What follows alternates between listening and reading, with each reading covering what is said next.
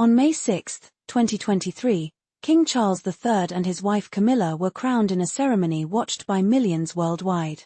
It was a day filled with tradition, splendor, and symbolism, but rumors quickly began circulating about Camilla's title. Would she really be known as Queen rather than Queen Consort?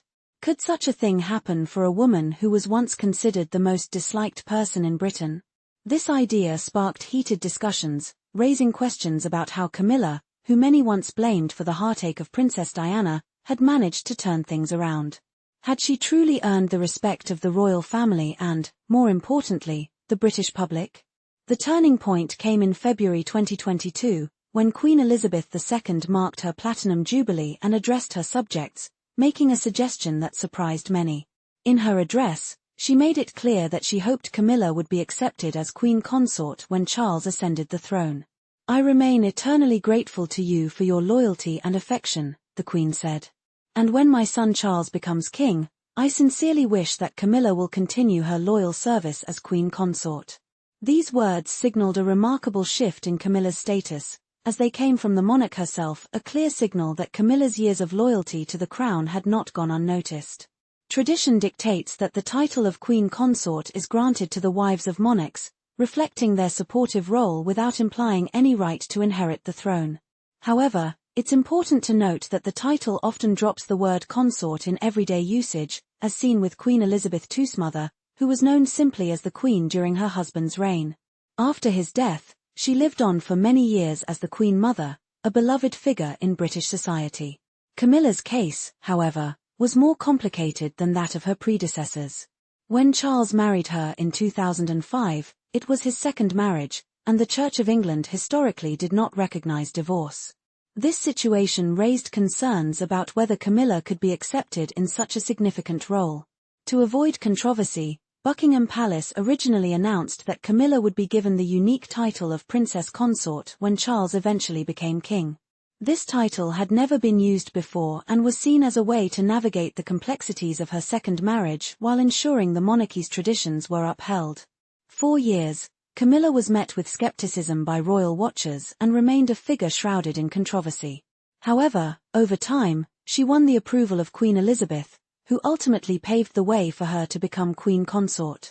This final act of acceptance from the Queen herself marked Camilla's official place in the royal family, a remarkable achievement considering the challenges she had faced.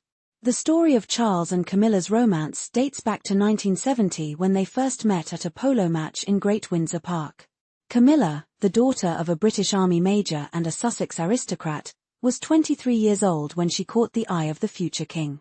With her lively personality, independence, and sense of humor, she stood out to Charles. Their connection was immediate, and during that first meeting, Camilla famously joked, "Your Royal Highness, did you know my great-grandmother was once the mistress of your great-great-grandfather, Edward VII?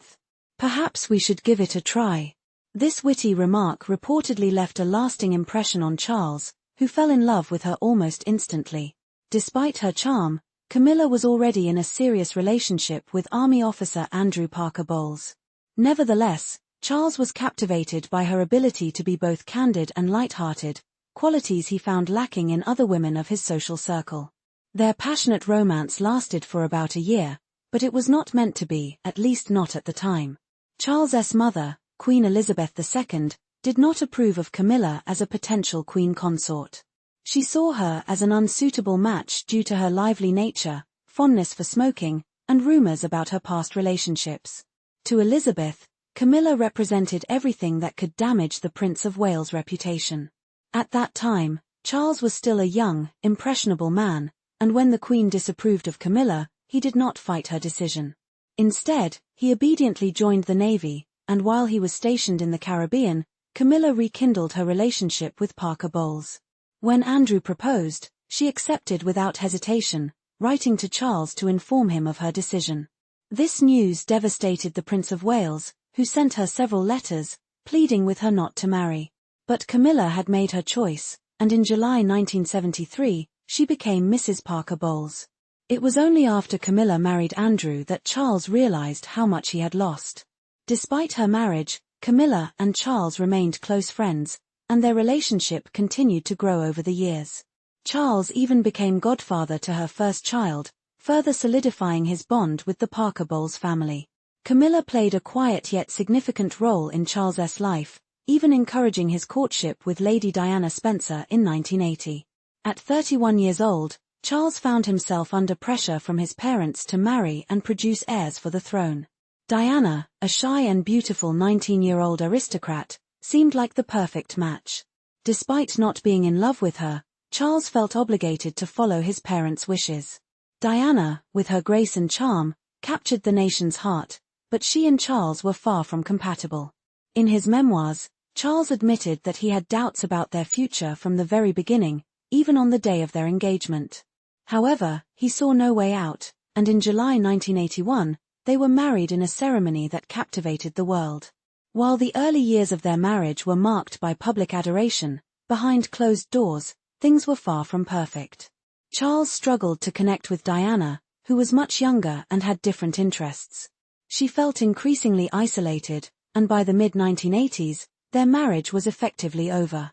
They lived separate lives. Diana remained in Kensington Palace with their two sons, William and Harry, while Charles retreated to his country estate to focus on his hobbies, including watercolor painting and gardening. It was during this time that Charles and Camilla's romantic relationship rekindled. Both were unhappy in their marriages, and they sought comfort in each other. The press soon caught wind of their affair, leading to a scandal that rocked the royal family. When a private phone conversation between Charles and Camilla was leaked to the media in 1992, public outrage reached new heights, and their respective marriages began to unravel. Diana's popularity had soared during her marriage to Charles, and after their separation in 1992, the public saw her as a victim of the royal family's rigid traditions. Meanwhile, Camilla became the most hated woman in Britain, viewed as the other woman who had destroyed Charles and Diana's marriage. Even after Diana's tragic death in 1997, Camilla's reputation remained tarnished, and it would take years for her to rebuild her image. It wasn't until 2005, when Charles and Camilla were married in a small, civil ceremony, that the tide began to turn. The public's opinion of Camilla gradually softened as she proved herself to be a loyal and dedicated partner to Charles. She took on royal duties with grace and dedication, winning over many who had once despised her.